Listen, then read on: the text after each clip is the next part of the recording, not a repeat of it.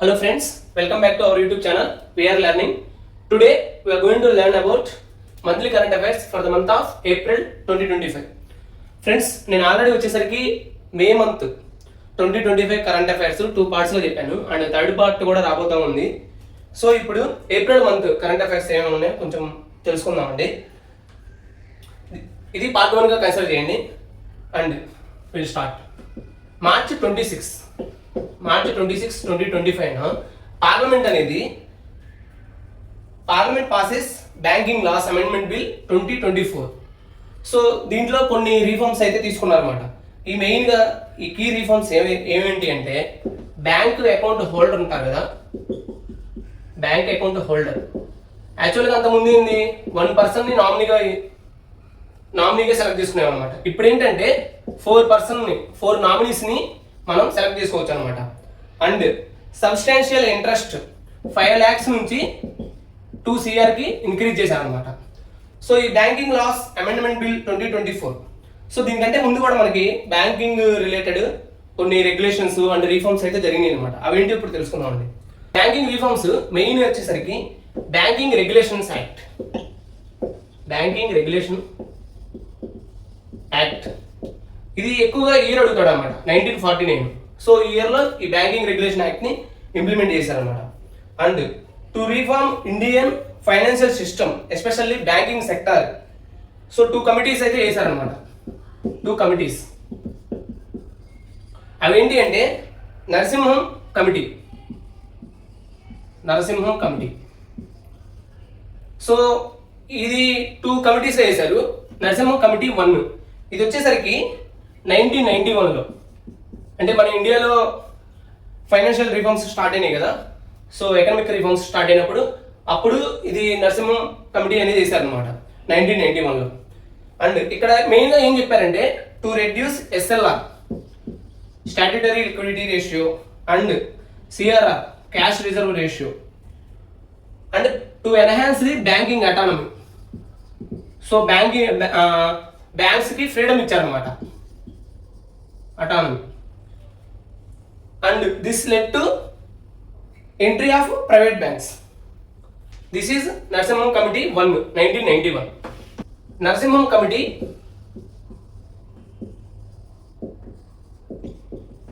2 ఇది వచ్చేసరికి 1998లో వేశారనమాట. సో మెయిన్గా దీని పర్పస్ వచ్చేసరికి to reduce NPAs non performing assets ఉన్నాయి కదా బ్యాంక్స్కి, వాటిని రెడ్యూస్ చేయడానికి. And to reduce government ownership. So government public sector యూనిట్స్లో పబ్లిక్ సెక్టర్ బ్యాంక్స్ ఉన్నాయి కదా, వాటిలో గవర్నమెంట్ ఓనర్షిప్ అనేది రెడ్యూస్ చేయడానికి అనమాట. నియర్లీ 33%కి రెడ్యూస్ చేయమని వీళ్ళు రికమెండేషన్ ఇచ్చారనమాట. ఈ మెయిన్గా మన ఇండియాలో బ్యాంకింగ్ సెక్టర్ లేదా financial system and that especially banking sector related regulations అనేవి బ్యాషల్ నామ్స్ మీద డిపెండ్ అయి ఉంటాయి అనమాట. సో ఈ బ్యాషల్ నామ్స్ గురించి తెలుసుకుందాం. అసలు ఎన్ని నామ్స్ ఉన్నాయి, ఎప్పుడెప్పుడు స్టార్ట్ చేశారు, అవన్నీ కూడా ఇప్పుడు తెలుసుకుందాం ఫ్రెండ్స్. సో బ్యాషల్ నామ్స్, ఈ బ్యాషల్ నామ్స్ వచ్చేసరికి ఇవి ఏంటి అంటే మెయిన్గా international banking guidelines issued by the Basel committee on banking supervision. So Basel committee వాళ్ళు ఈ నామ్స్ని ఇచ్చారనమాట, బేసల్ కమిటీ. సో ఈ నామ్స్ ఏమేంటి అండ్ వాటి మెయిన్ ఫోకస్ లేదా కీ ఏరియా ఏంటనేది తెలుసుకుందాం అండి. First Basel 1. ఇది వచ్చేసరికి 1988. సో ఇక్కడ మెయిన్ ఫోకస్ వచ్చేసరికి క్రెడిట్ రిస్క్. Next Basel 2. ఇది ఇయర్ వచ్చేసరికి 2004 అనమాట. 2004 ఇక్కడ credit plus market plus operational risk ఇవనేవి కీ ఏరియాస్గా ఉన్నాయన్నమాట. And basal 3. సో 2010 నుంచి 2017 ప్రజెంట్ బేసల్ 3 రెగ్యులేషన్స్ని ఆ నామ్స్ని మనం ఫాలో అవుతున్నాం అనమాట. సో ఇండియాలో ఈ నామ్స్ ఇవన్నీ ఎవరు ఇంప్లిమెంట్ చేస్తారా అంటే ఆర్బీఐ. అండ్ బేసల్ 3 ఇక్కడ మెయిన్ ఫోకస్ వచ్చేసరికి strengthen banks against financial crisis. So financial crisis ఉంటాయి కదా, వాటికి ఎగనెస్ట్గా బ్యాంక్స్ని స్ట్రెంథెన్ చేయడం అనమాట. సో దట్ బ్యాంకింగ్ సిస్టమ్ లేదా ఫైనాన్స్ సిస్టమ్ అనేది స్ట్రాంగ్ అవుతుంది అనమాట.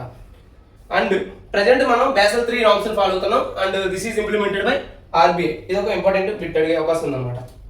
వచ్చేసరికి ఉత్తరాఖండ్. సో ఈ ఉత్తరాఖండ్ ఏం చేసిందంటే 15 ప్లేసెస్ని రీనేమింగ్ ఇచ్చింది అనమాట, రీనేమ్ చేశారు. సో ఆ 15 ప్లేసెస్ అనేవి మెయిన్గా Haridwar, Dehradun, Nainital and Udham Singh districts. So ఈ డిస్ట్రిక్ట్స్లో 15 ప్లేసెస్ని రీనేమింగ్ ఇచ్చారనమాట. అదేంటంటే ఇండియన్ కల్చర్ అండ్ హెరిటేజ్ని దృష్టిలో పెట్టుకొని రీనేమ్ చేశారు. సో మెయిన్గా ఇక్కడ మనం ఉత్తరాఖండ్ గురించి కొన్ని విషయాలు తెలుసుకుందాం.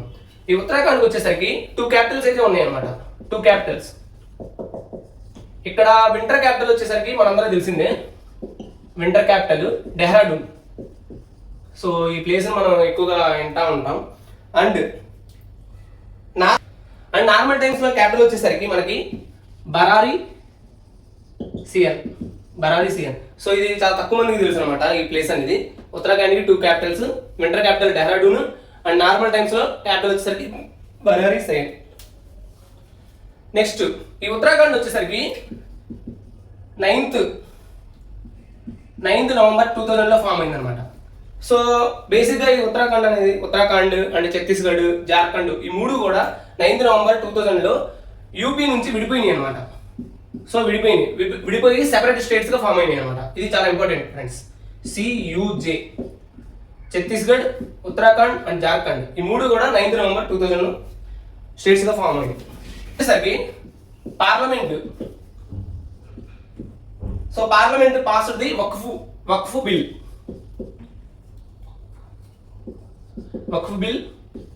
2025. సో అసలు ఈ వక్ఫ్ అంటే ఏంటి and at the same time అసలు వీటిని ఎందుకు రిపీల్ చేశారు, అమెండ్ చేశారు అనేది ఇప్పుడు తెలుసుకుందామండి. సో ఇది మెయిన్గా పార్లమెంట్ అంటే మనకి జనరల్గా చాలామంది కొంచెం కన్ఫ్యూజన్లో ఉంటారు. లేదా లోక్సభ అంటారు, కొంతమంది రాజ్యసభ అంటారు. సో బేసిక్గా పార్లమెంట్ అంటే ఏంటో చెప్తాను. ఫస్ట్ పార్లమెంట్ అంటే Lok Sabha, Rajya Sabha and president. So ఈ ముగ్గురిని కలిపి పార్లమెంట్ అంటారు అనమాట. వీళ్ళు మెయిన్గా ఏం చేస్తారంటే లెజిస్లేటివ్స్ చేస్తారనమాట. అంటే శాసనాలు ఇవన్నీ చేసేది పార్లమెంట్ చేస్తారు. బిల్స్ ఏమన్నా పాస్ చేయడం అవన్నీ కూడా పార్లమెంట్లో నిర్ణయించబడతాయి అనమాట. సో ఇది చాలా తక్కువ మందికి తెలుసు, లోక్సభ, రాజ్యసభ, ప్రెసిడెంట్ ఇలా ముగ్గురిని కలిపి పార్లమెంట్ అంటారు అనేసి. సో ఇది మనకి ఇంపార్టెంట్ బిట్ అనమాట. And coming to Waqf bill, ఇది వచ్చేసరికి మెయిన్గా దీని యొక్క మోటో ఎందుకు ఇది బిల్లు ప్రవేశపెట్టారు అంటే to streamline the functioning of Waqf properties and improve transparency and accountability. So అసలు ఈ వక్ఫ్ అంటే ఏంటి, ఇది ఎక్కడ స్టార్ట్ అయింది, ఇది ముందు మెయిన్గా దీని రిలేటెడ్ తెలుసుకున్నాం. ఈ వక్ఫ్ అంటే బేసిక్గా డొనేషన్ అనమాట, డొనేషన్. సో ఈ డొనేషన్ అనేది ప్రాపర్టీ అవ్వచ్చు, మనీ అవ్వచ్చు, ఏదైనా సరే గివెన్ టు మసీద్ కానీ లేదా ఏదన్నా ముసల్మాన్ వీళ్ళు ఉంటారు కదా, వాళ్ళందరికీ ఇచ్చేది వక్ఫ్ అనమాట. సో వాళ్ళు ఇచ్చే donation.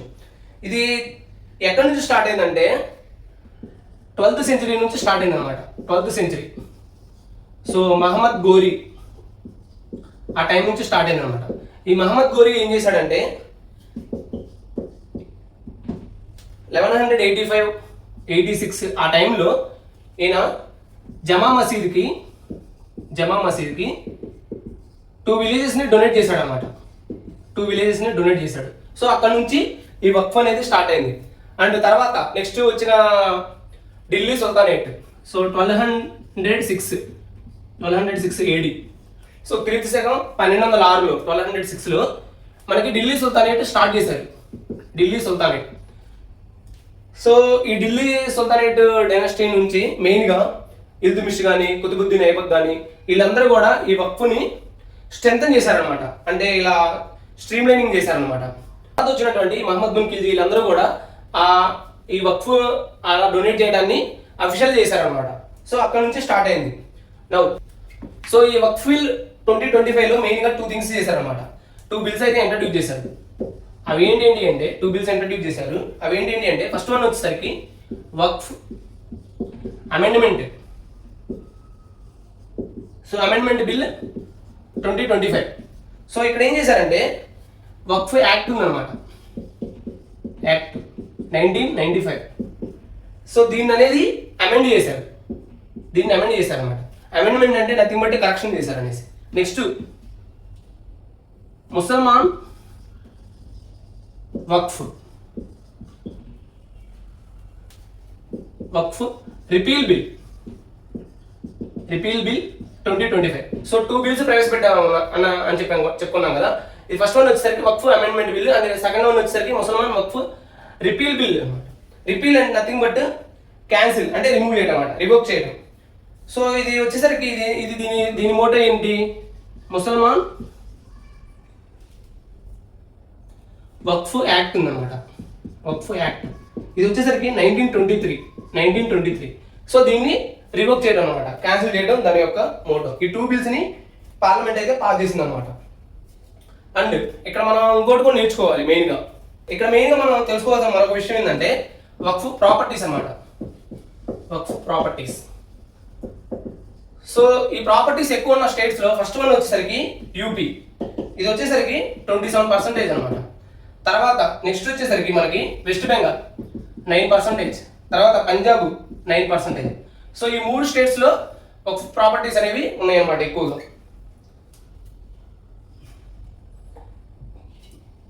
So this is all about Waqf. PM Modi, so మన ప్రధానమంత్రి మోడీ గారు conferred with Sri Lanka's highest civilian award. So highest civilian award ఇది వచ్చేసరికి దీని అంటే హైయెస్ట్ సివిలియన్ అవార్డు నేమ్ వచ్చేసరికి మిత్ర విభూషణ్ అనమాట. అండ్ ఈ మిత్ర విభూషణ్ అనేది 2008లో ఇంట్రడ్యూస్ చేశారు. అంటే ఇది ఎలా అంటే మనకి భారతరత్న ఉంది కదా, సేమ్ అలానే శ్రీలంకకి మిత్ర విభూషణ్ అనేది హైయెస్ట్ సివిలియన్ అవార్డు అనమాట. అండ్ ఇప్పుడు కొన్ని శ్రీలంక గురించి కొన్ని ఫ్యాక్ట్స్ అండ్ ఇంపార్టెంట్ థింగ్స్ అయితే తెలుసుకున్నాం. శ్రీలంక ఇది వచ్చేసరికి 4th February 1948 ఫ్రీడమ్ వచ్చింది అనమాట శ్రీలంకకి. అండ్ శ్రీలంక క్యాపిటల్, సో మెయిన్గా టూ క్యాపిటల్స్ ఉన్నాయి శ్రీలంకకి. ఫస్ట్ వన్ వచ్చేసరికి కొలంబో, ఇది మనందరికీ తెలిసిందనమాట, ఎక్కువ వినే పేర్లు.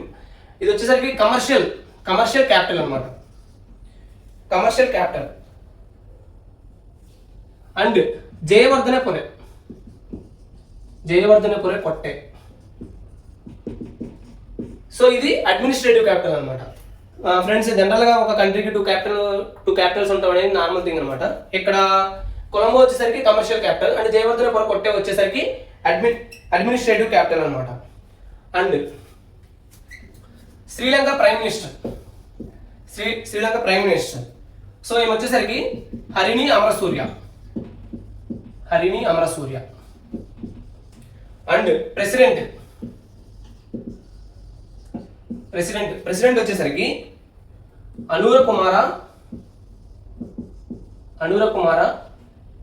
దిశనాయకే. సో ఇవి ఫ్రెండ్స్, వెనెవర్ శ్రీలంక రిలేటెడ్ మనకి అడిగే అవకాశం, ప్రైమ్ మినిస్టర్ అడగచ్చు, ప్రెసిడెంట్ అడగచ్చు, లేదా ఇప్పుడు శ్రీలంకకి ఫ్రీడమ్ వచ్చింది అడగచ్చు, లేదా దాని హైయెస్ట్ సివిలియన్ అవార్డు నేమ్ ఏంటి అని అడగచ్చు, క్యాపిటల్స్ అడగచ్చు. వచ్చేసరికి పిఎం మోడీ గారికి ఈయన ప్రెసిడెంట్ అనూర కుమార దిశనాయకే ఈయన కన్ఫర్ చేశారనమాట, అంటే అవార్డు ప్రజెంట్ చేశారు.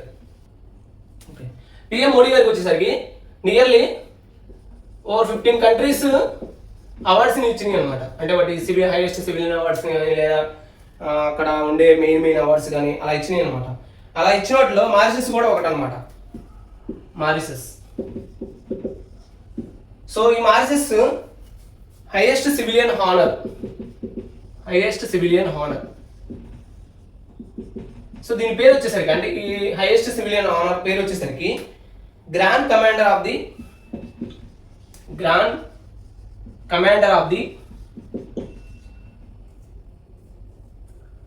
Order of the star and key of the Indian Ocean. Key of the Indian Ocean. So ఇది grand commander of the order of the star and key of the Indian Ocean. ఇది మొత్తం కూడా honour of highest civilian honour of Mauritius అన్నమాట. And ఈ Mauritius యొక్క capital వచ్చేసరికి Port Louis. ఈ Mauritius కి పిఎం ప్రైమ్ మినిస్టర్ వచ్చేసరికి నవీన్ చంద్ర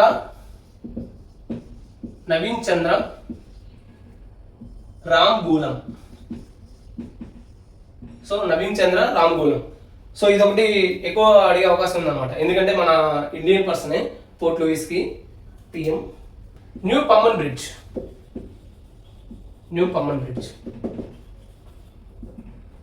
సో ఫ్రెండ్స్, నేను ఆల్రెడీ దీని related Pamban bridge related video అయితే ఒకటి ఇచ్చేసాను అనమాట. సో దాంట్లోనే మొత్తం ఇంపార్టెంట్ ఫ్యాక్ట్స్ కానీ కాంపిటేటివ్ ఎగ్జామ్స్లో ఏవైతే అడుగుతారో అవన్నీ కూడా కవర్ చేశాను. సో ఆ వీడియో మీకు డిస్క్రిప్షన్లో ఉంచాను అనమాట. So please watch it. And ఇక్కడ రిలేటెడ్ కొన్ని ఫ్యాక్ట్స్ చెప్తాను, but for more info you can watch that video also. So ఈ న్యూ పమ్మన్ బ్రిడ్జ్ వచ్చేసరికి India's first vertical lift bridge. And దీని లెంత్ వచ్చేసరికి 2.07 కిలోమీటర్స్. సో ఇది దేని కనెక్ట్ చేస్తా అంటే మెయిన్గా రామేశ్వరం ఐలాండ్ అండ్ మండపం మెయిన్ల్యాండ్. సో మండపం అనేది మెయిన్ల్యాండ్ ఇన్ ఇండియా అనమాట. సో దాన్ని కనెక్ట్ చేస్తుంది. అండ్ ఇది ఎవరు ఇనాగ్రేట్ చేశారయ్యా అంటే పిఎం మోడీ గారు. ఎప్పుడు అంటే ఏప్రిల్ 6th. సో ఆ రోజు రామనవమి అనమాట, అందుకని ఆ రోజు ఇనాగ్రేట్ చేశారు. అండ్ ఇక్కడ మెయిన్గా మనకి అడిగే అవకాశం ఉన్న బిట్ ఏంటంటే రామ్ సేతు. సో అదే రోజు ఆయన రామ్ సేతుని కూడా విజిట్ చేశారనమాట. ఈ రామ్ సేతు లేదా ఆడమ్స్ బ్రిడ్జ్ అంటారు దీన్ని, ఆడమ్స్ బ్రిడ్జ్. సో ఇది మెయిన్గా దేని కనెక్ట్ చేస్తుందంటే అంటే ఈ రామ్ సేతు రామేశ్వరం టు మన్నార్. సో ఈ రామేశ్వరం ఇండియాలో ఉంది, అంటే మన్నార్ వచ్చేసరికి శ్రీలంకలో ఉంది అనమాట. సో ఈ రెండింటిని కనెక్ట్ చేస్తూ ఉంది. దీని లెంత్ వచ్చేసరికి రామసేతు బ్రిడ్జ్ యొక్క లెంత్ వచ్చేసరికి 48 కిలోమీటర్స్. అండ్ దీని ప్రత్యేకత ఇంకోటి కూడా ఉందన్నమాట. ఏంటంటే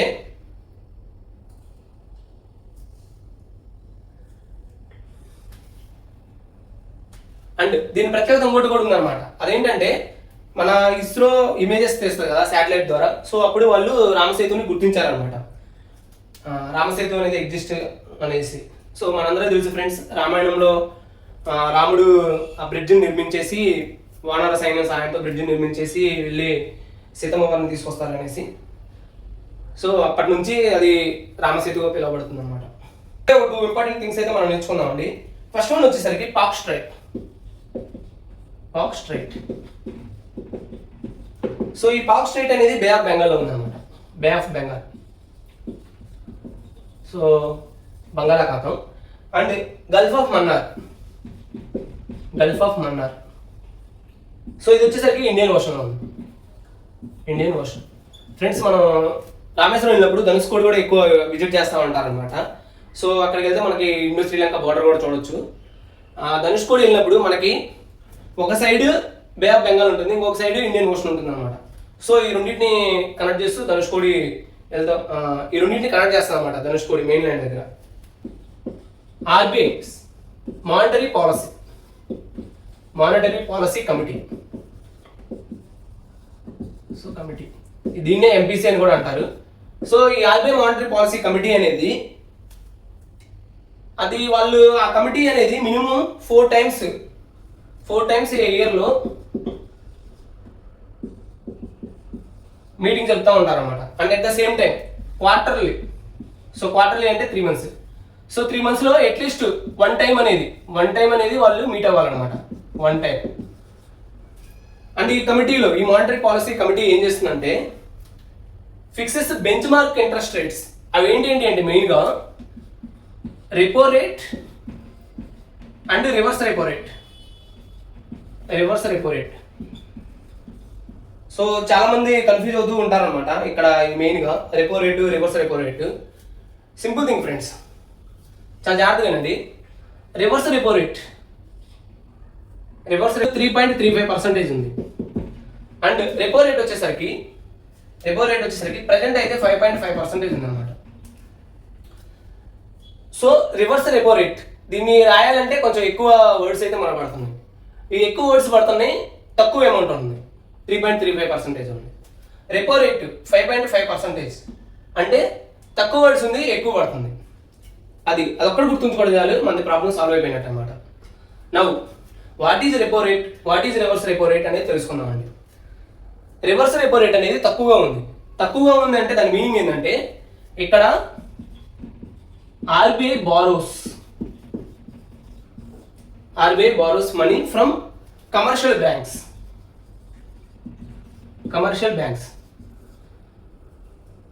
సో ఆర్బీఐ బారోస్, ఇక్కడ ఆర్బీఐ అప్పు తీసుకుంటుంది అనమాట కమర్షియల్ బ్యాంక్స్ నుంచి.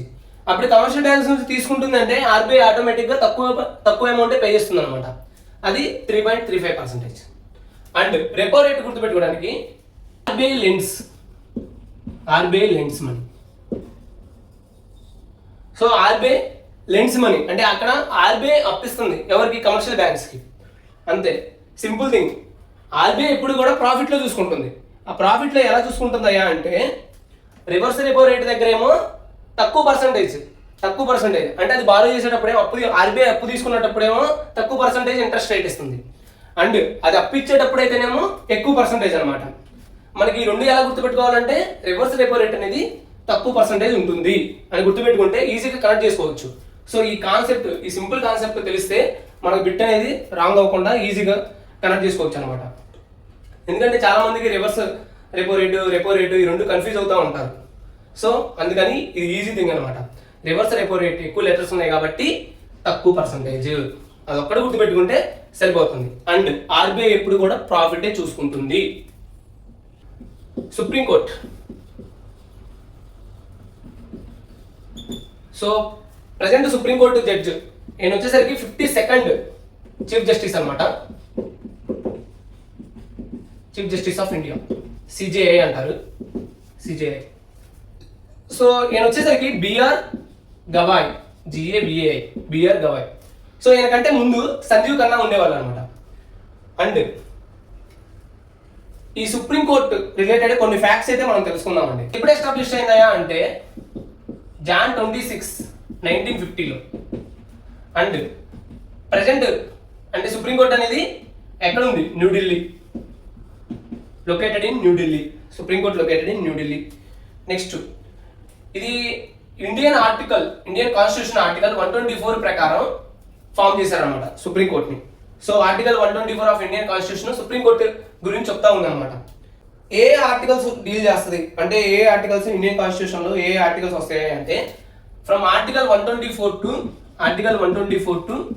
147 of Indian constitution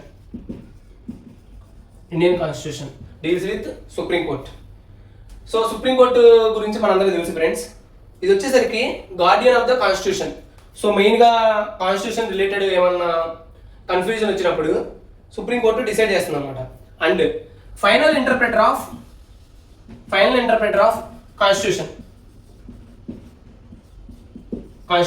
final interpreter of constitution. Next ఈ సుప్రీంకోర్టు జడ్జెస్ వచ్చేసరికి 65 yearsకి రిటైర్ అవుతారు అనమాట. 65 yearsకి రిటైర్ అవుతారు. First women to become supreme court judge Fatima BV.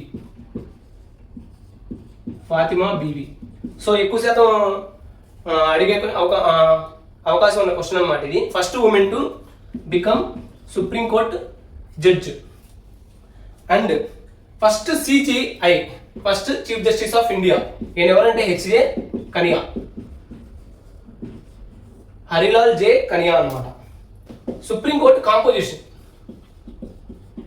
So composition వచ్చేసరికి నార్మల్గా అయితే సుప్రీంకోర్టులో 34 జడ్జెస్ ఉంటారు.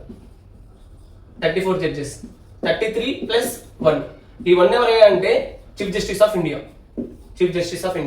ప్రెసెంట్ వచ్చేసరికి 33 ఉన్నారనమాట. Present 33.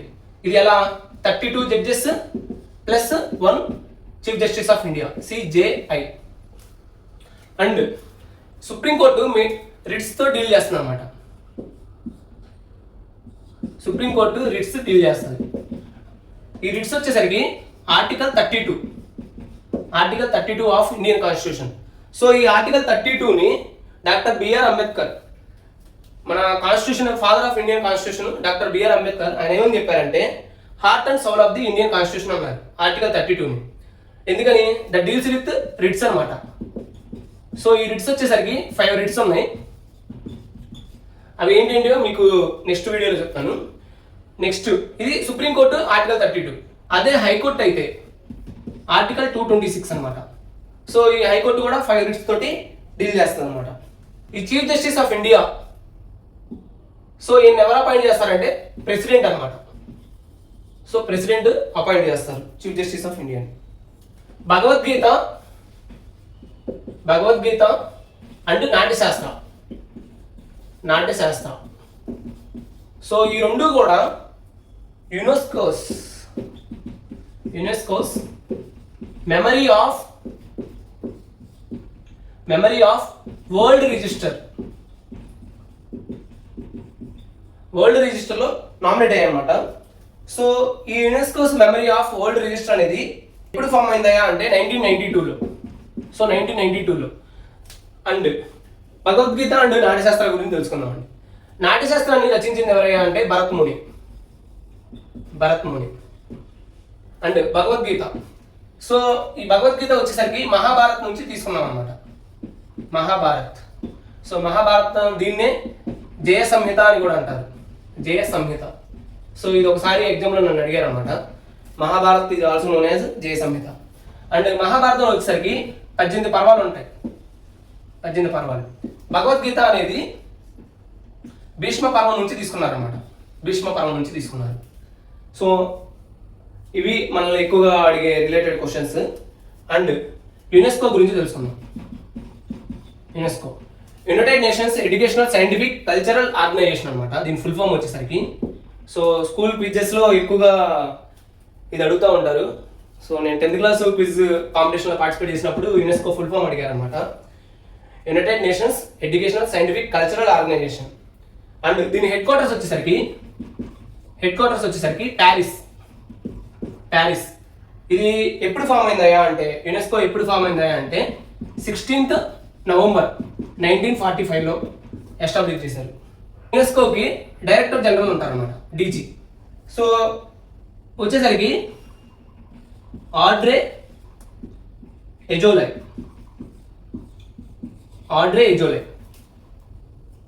So whenever UNESCO related facts కానీ ఏదైనా ఇంపార్టెంట్ బిట్స్ కానీ మనకు వస్తే ఇవి వస్తాయి అన్నమాట. Coming to UNESCO member of world register. So ఇది వచ్చేసరికి భగవద్గీత, నాట్యశాస్త్ర ఈ రెండు ఇంక్లూడ్ చేసిన తర్వాత ఇండియా నుంచి ప్రజెంట్ 14 ఎంట్రీస్ ఉన్నాయి అనమాట. సో 14 ఎంట్రీస్ అయితే ఉన్నాయి. ఇది ఒకటి important thing friends. Supreme Court laid down 3 month deadline for president to ascend bill reserved by governor. So 3 month deadline ఇచ్చింది అనమాట. సో అంతకుముందు డెడ్లైన్ అంటూ ఏముండదు. గవర్నర్ సపోజ్ ఆర్టికల్ 201 ప్రకారం governor under article 201, so he can send the bill to president can reserve it for ever అనమాట. But supreme court 3 month deadline విధించింది. So దీని related background అనేది నేను ఆల్రెడీ మే మంత్ కరెంట్ అఫైర్స్లో చెప్పాను. But still I will recollect you one more time. So Tamil Nadu governor BN Ravi గారు ఈయన ఏం చేశారంటే తమిళనాడు అసెంబ్లీ అనేది పాస్ చేసింది అనమాట. నియర్లీ 10 bills పాస్ చేసి గవర్నర్ పంపించింది. సో గవర్నర్ ఏం చేశారు, ఆయన హోల్డ్లో ఉంచాడు అనమాట, విత్ హోల్డ్లో ఉంచాడు కొన్ని బిల్స్ని. బట్ కొన్ని బిల్స్ని ఆర్టికల్ 201 ప్రకారం ప్రెసిడెంట్కి పంపించారనమాట. అక్కడ ప్రెసిడెంట్ ఏం చేశారు, రిజర్వ్లో ఉంచారనమాట. సో అప్పుడు తమిళనాడు గవర్నమెంట్ అనేది సుప్రీంకోర్టుకి వెళ్ళింది అనమాట, కేసు తీసుకెళ్ళింది. అప్పుడు సుప్రీంకోర్టు ఈ జడ్జిమెంట్ ఇచ్చింది అనమాట, 3 month డెడ్లైన్ అనేది ఇచ్చింది. సో ఇక్కడ మెయిన్ ఆర్టికల్స్ ఇంక్లూడ్ అయిన ఆర్టికల్ 201. ఈ article 201 deals with president powers on states reserved by the state bills reserved by the governor. So governor ఎప్పుడైతే బిల్స్ ప్రెసిడెంట్కి పంపించారు ఆమె విత్ హోల్డ్లో పెట్టొచ్చు అనమాట. సో వితౌట్లే పెట్టచ్చు state bills on state bills. So ఇప్పుడు supreme court ఏం చెప్పిందంటే 3 months కంటే ఎక్కువ అలా వితౌట్లే పెట్టడానికి వీలు లేదు, ఏదో ఒకటి మీరు డెసిషన్ తీసుకోవాలి అని చెప్పింది అనమాట. And article 143. సో ఈ ఆర్టికల్ 143 ఏం చెప్తుందంటే provides the power to the president to seek advisory opinion of the supreme court. To seek advisory opinion of the supreme court. So ఏదైనా కన్ఫ్యూజన్ లేదా ఏదైనా ఇండియన్ కాన్స్టిట్యూషన్ రిలేటెడ్ కేసెస్ లేదా ఏదైనా లాని interpret చేయడం, ఇవన్నీ కూడా ప్రెసిడెంట్ కన్ఫ్యూజన్లో పడితే సుప్రీంకోర్టు అడ్వైస్ తీసుకోవచ్చు అనమాట అండర్ ఆర్టికల్ 143. సో ఇది easy to remember friends, article 143. ఈ జడ్జిమెంట్ ఇచ్చిన తర్వాత, సుప్రీంకోర్టు ఈ జడ్జిమెంట్ ఇచ్చిన తర్వాత ప్రెసిడెంట్ ద్రౌపది ముర్ము గారు ఏం చేశారంటే 14 questions సుప్రీంకోర్టుకి రాశారనమాట, 14 questions తోటి. సో ఆ 14 questions నెక్స్ట్ దాని ఏ ఆర్టికల్స్ ద్వారా రాశారు అది మొత్తం కూడా నేను మే మంత్ కరెంట్ అఫైర్స్లో చెప్పాను, అది ఒకసారి చూడండి friends, so that you can understand better. Maharashtra governor. So Maharashtra governor ఈయన వచ్చేసరికి సిపి రాధాకృష్ణన్. ఈయన ఏం చేశారంటే Bharatiya Samman awards, Yashraj Bharati Samman awards. So ఈ అవార్డ్స్ మెయిన్గా మహారాష్ట్ర గవర్నమెంట్ కన్ఫర్ చేస్తూ ఉంటుంది. సో వాళ్ళు ఎందుకంటే గ్రాస్ రూట్ లెవెల్లో ఎవరైతే సర్వీసెస్ చేస్తున్నారో వాళ్ళకి కన్ఫర్ చేశారనమాట. సో అది presented by CP Radhakrishnan, governor of Maharashtra government. Laureus world sports awards, world sports awards 2025. So Laureus world sports awards వీటిని ఏమంటారంటే these awards dubbed as Oscars of sports, Oscars of sports. So దీంట్లో sports man of the year, sports women of the year అవన్నీ present చేశారనమాట. సో ఇప్పుడు వాటి గురించి మనం తెలుసుకుందామండి. ఈ అవార్డ్స్ వచ్చేసరికి మ్యాడ్రిడ్లో జరిగింది. మ్యాడ్రిడ్ అంటే స్పెయిన్ అనమాట, స్పెయిన్లో జరిగింది.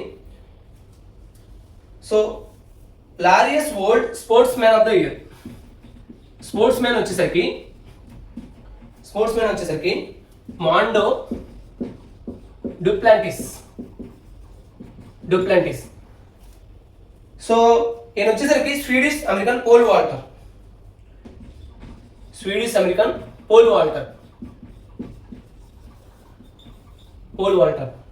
సో ఒలింపిక్ మెడల్ కూడా గెలిచారు. ఈయనకి sports man of the year award వచ్చిందనమాట.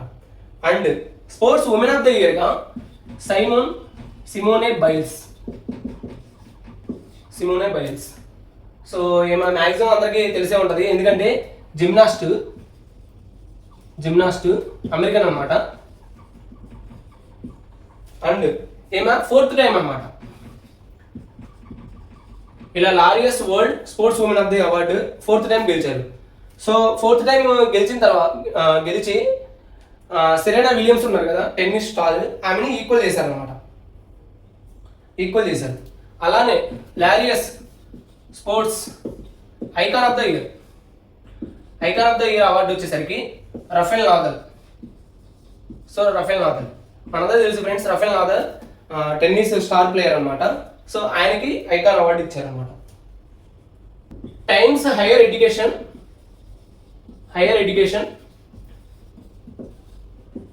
ర్యాంకింగ్. సో ఈ Times higher education Asia rankings అనమాట, ఏషియా ర్యాంకింగ్స్ 2025. వీటి పరంగా వచ్చేసరికి IISc Indian institute of science Bengaluru అనేది ఫస్ట్ ప్లేస్లో ఉందన్నమాట. Tops the rankings. 23rd law commission of India.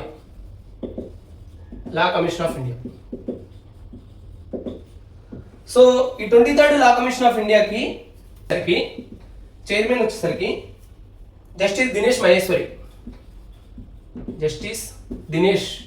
Maheshwari చైర్మన్గా ఉన్నారనమాట. సో ఇది 23rd లా కమిషన్ వచ్చేసరికి ఆగస్టు 2024 నుంచి ఆగస్టు 2027 వరకు ఉంటుందన్నమాట లా కమిషన్. అండ్ ఈ లా కమిషన్ టర్మ్ వచ్చేసరికి 3 years అనమాట. 3 years. సో మెయిన్గా ఇప్పుడు ప్రజెంట్ ఈ లా కమిషన్ని నిర్మించడానికి అండ్ చైర్మన్ని నియమించడానికి మెయిన్ రీజన్ ఏంటంటే యూసీసీ, యూనిఫామ్ సివిల్ కోడ్. దీని మీద వీళ్ళని అధ్యయనం చేయడానికి నియమించారనమాట. సో అలానే ఈ యూనిఫామ్ సివిల్ కోడ్ అనేది 44th ఆర్టికల్, ఇండియన్ కాన్స్టిట్యూషన్లో 44th ఆర్టికల్ అనేది యూనిఫామ్ సివిల్ కోడ్ గురించి చెప్తూ ఉందన్నమాట. Next Uttarakhand is the first Indian state to implement uniform civil code. So Uttarakhand దాని యొక్క ఆ స్టేటే యూనిఫామ్ సివిల్ కోడ్ పాస్ చేసుకొని అది ఇంప్లిమెంట్ చేద్దాం అనేసి ప్లాన్ చేశారనమాట. ఇంప్లిమెంట్ చేస్తున్నారు అది UCC. Next law commission of India. So ఇప్పుడు ఈ లా కమిషన్ ఆఫ్ ఇండియా గురించి మనం కొన్ని ఇంపార్టెంట్ ఫ్యాక్ట్స్ తెలుసుకుందాం. ఫస్ట్ లా కమిషన్ వచ్చేసరికి బ్రిటిషర్స్ రూల్ చేసే టైంలో వచ్చిందనమాట. అది దేని బేస్ చేసుకోనంటే చార్టర్డ్ యాక్ట్ 1833 నుంచి బేస్ చేసుకున్నారు. సో అప్పుడు first law commission presided over by lord మకాలే. So ఆయన అప్పుడు చైర్మన్గా ఉన్నారనమాట. అది ఏ ఇయర్ అంటే 1833 అనమాట. అలానే ఇండిపెండెంట్ ఇండియాలో, సో ఆఫ్టర్ ఇండిపెండెన్స్ 1955లో ఫస్ట్ లా కమిషన్ అయితే వేశారనమాట. First law commission. సో అప్పుడు చైర్మన్ ఎవరు అంటే ఫస్ట్ లా కమిషన్ అప్పుడు చైర్మన్ ఎవరయ్యా అంటే ఎంసి సెటిల్వాత్. సో ఈ ఎంసి సెటిల్వాత్ ఏనే వచ్చేసరికి first attorney general of India. So మనందరూ తెలుసు friends, article 76 deals with attorney general. So a highest law officer in India, Indian government తరపున కేసెస్ సుప్రీంకోర్టులో వాదించేది అటార్నీ జనరల్ అనమాట. సో అలా independent India's first law commission chairman MC Setalvad అనమాట.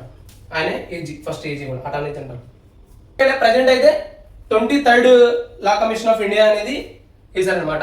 22nd లా కమిషన్కి వచ్చేసరికి రుతురాజ్ అవస్థి. సో 22nd లా కమిషన్కి ఈయన చైర్మన్ అనమాట, రుతురాజ్ అవస్థి. ఇది కూడా ఒక ఇంపార్టెంట్ బిట్ ఫ్రెండ్స్. వచ్చేసరికి Telangana becomes first state to implement SC sub categorisation. So దీని మీద రీసెంట్గా సుప్రీంకోర్టు అనేది ఒక తీర్పు అయితే ఇచ్చిందనమాట. ఏమనేసి సుప్రీంకోర్టు పర్మిట్ చేసింది అనమాట ఎస్సీ సబ్ కేటగరైజేషన్ని. సో ఇది హిస్టారికల్గా లోకూర్ కమిటీ వేశారనమాట. లోకూర్ కమిటీ ఇది వచ్చేసరికి 1965లో వేశారు ఆ కమిటీని. తర్వాత ఈవెన్ రీసెంట్ కమిషన్స్ కూడా like Ramabhadraraju committee commission. Next వచ్చేసరికి ఉషా మెహ్రా కమిషన్. సో ఈ రెండు కూడా ఎస్సీ సబ్ కేటగరైజేషన్ని డీల్ చేస్తాయి అనమాట. సో ఇది friends monthly current affairs part 1 for the April 2025.